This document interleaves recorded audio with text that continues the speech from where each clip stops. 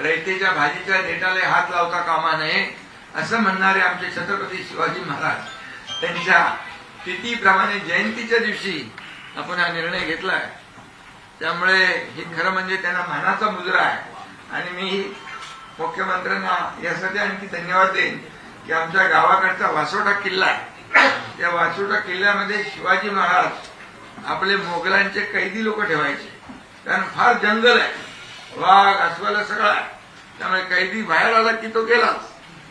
आणि म्हणून त्या वासोटा किल्ल्याला देखील रोपवेच्या माध्यमातून पर्यटन वाढवण्याचं काम त्या पर्यटकांना त्या छत्रपती शिवाजी महाराजांच्या वासोटा किल्ल्यापर्यंत पोहोचता आलं पाहिजे यासाठी देखील रोपवे देखील या ठिकाणी जाहीर केलेलं आहे. अशी अनेक कामं या ठिकाणी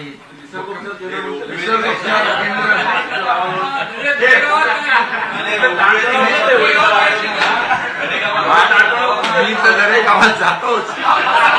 इतरांनी पण आलं पाहिजे. तुमचा पत्रकारांचा ताणतणाव कमी करण्यासाठी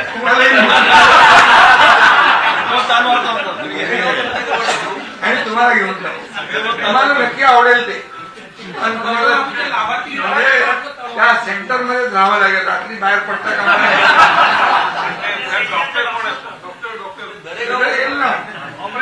अरे बाबा, माझा मुलगा डॉक्टर आहे, मी डॉक्टर नसलो तरी ऑपरेशन करतो. पण तुमचा करणार नाही म्हणा. म्हणजे छोटा मोठा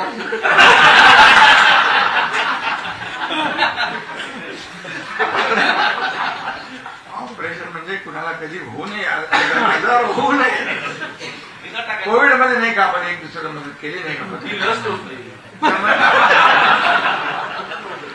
मोदीजींनी तर लस देशातल्याच नाही विदेशातल्या लोकांना पण कोविडची वॅक्सिन देण्याचं काम केलं. म्हणून आज बघा देशभरामध्ये त्यांचं नाव आहे ना. म्हणजे संकट काळामध्ये मोदीजीने ते करून दाखवलं. आणि म्हणून संकट काळात महायुती सरकार बरोबर पोहोचतं. संकट कुठलंही असू द्या, आपत्ती असू द्या. त्यामुळे गमतीचा भाग जाऊ द्या. पण मी आपल्याला सांगतो की या सर्व योजना ज्या आहेत त्याच्याबद्दल सविस्तर मुख्यमंत्री महोदयांनी सांगितलंय.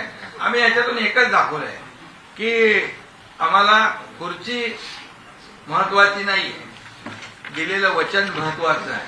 आणि म्हणून ते वचन पाळण्याचं काम आम्ही केलेलं आहे.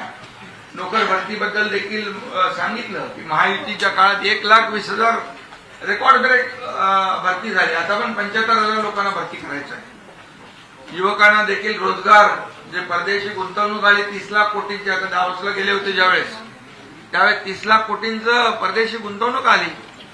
आणि नुसती कागदावर राहत नाही. मी जेव्हा दोनदा गेलो दावोसला तेव्हा त्याचं कन्व्हर्जन 70 to 80% झालेलं आहे. आणि आताही देखील मोठ्या प्रमाणावर रोजगार मिळेल. म्हणजे सर्व समावेशक सगळ्यांचा विचार केलेला आहे.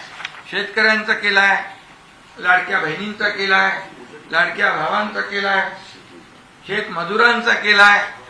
शेतमजुरांना कधी आपण घेतलं नव्हतं जेव्हा गोपीनाथ मुंडेच्या आपल्या अपघात योजनेमध्ये, त्यांचाही केलाय. आणि सर्व समावेशक असा हा अर्थसंकल्प आहे. आणि त्याचबरोबर पर्यावरणाला देखील प्राधान्य दिलेलं आहे. आपण वृक्ष लागवड किती करतोय, जवळपास 300 कोटी झाडं लावण्याचा देखील मोठा आपण संकल्प केलेला आहे. आणि त्यामध्ये बांबूलाही प्राधान्य दिलेलं आहे. आम्ही बांबूला काय असले तुम्ही, अरे बांबू सगळीकडेच लागतो. बांबूला प्रधानमंत्री महोदयांनी काय म्हणाले, बांबू हे अभी बास नाही, बांबू हे घास आहे. आणि म्हणून बांबूची लागवड महाराष्ट्रामध्ये मोठ्या प्रमाणावर, कोणाला कुठे लावतं नंतर बघा. पण बांबूच्या बाय प्रॉडक्ट जे आहे, बँगलोर सारखा, हसू नका, बँगलोर सारखा एअरपोर्ट बांबूच्या माध्यमातून झालाय. गोव्याचा बांबूच्या माध्यमातून झालाय, पार्लमेंट हाऊस. आणि त्यामुळे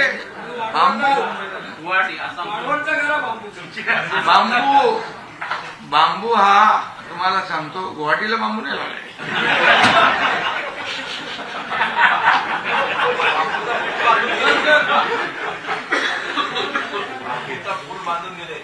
आणि तुम्हाला सांगतो